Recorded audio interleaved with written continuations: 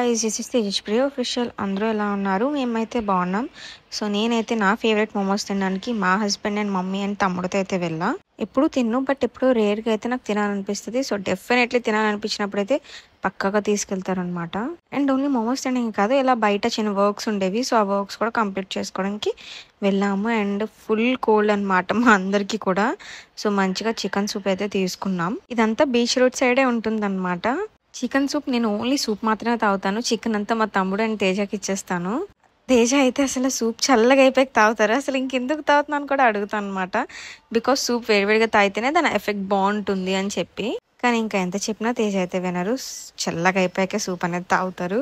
సర్లే తాగు అని చెప్పి ఇంకా వదిలేసా. ఇంకా మీతో చాలా షేర్ చేసుకోవాలి, అప్కమింగ్ వీడియోస్లో అయితే షేర్ చేస్తాను. అండ్ అలానే ప్రియాంక అయితే ఫస్ట్ టైం మాతో రాలేదు.